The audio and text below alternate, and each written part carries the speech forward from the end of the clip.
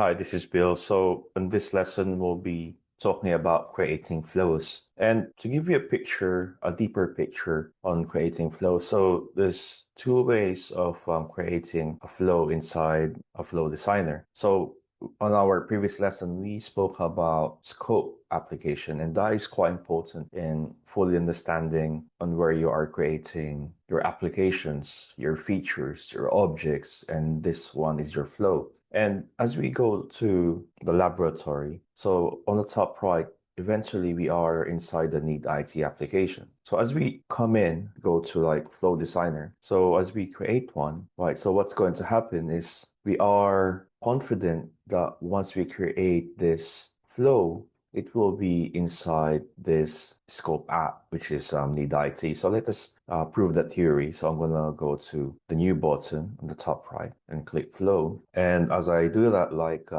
it gives us the ability to add a flow name. So here's like we can name it on what will be the purpose of the flow. Since this is a lab sample flow, so that's my purpose. And eventually I like it to be inside the Need IT application. As you can see that it defaults because we are on inside the application scope. And here's like we basically default as well. Right, as you can see, there's no other choices. So it protects your flow in building it to the right umbrella. So adding a description is quite significant, and I would say it will be mandatory. So the person who will be coming in and who would be probably editing, configuring, or just most likely using your flow will understand what is the purpose. So since the purpose is this is just for laboratory reasons, right? So that's what I'm going to put there, right? So now the next one is basically a form of protection. So we talk about like, is this editable? So it's protecting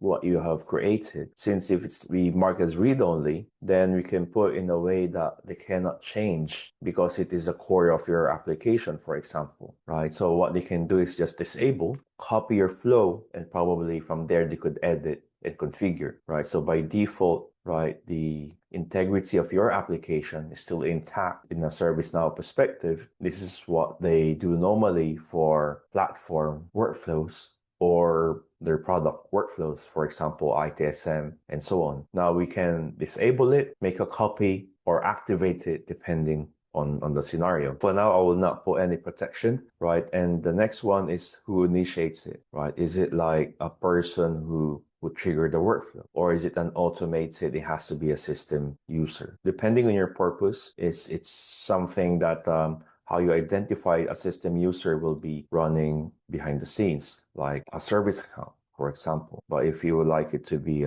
someone who has the necessary rights to run this workflow, so then that will be the case. So from here is like it's adding a role because you are saying that who's running it, which role can basically run it. So it really depends. This role is like we can type in like an out-of-the-box role, which is ITIL. So if you're not a member of that specific role, then you will not have the rights to basically run this workflow. So this is dependent to the user administration and the roles that you've created or something which is out of the box that you can utilize depending on what behavior you're trying to establish. So if you have also created multiple flows, then you can also prioritize what will come first. Since later on, you may have multiple trigger actions will basically pointed to a specific table if you are having a sequence of what will come first. So this feature will give you the flexibility to prioritize which flow will come first, will come second, and so on. Now, as we build this flow, so you will see it goes back to this view where we could add the trigger now depending on the purpose. And the other way of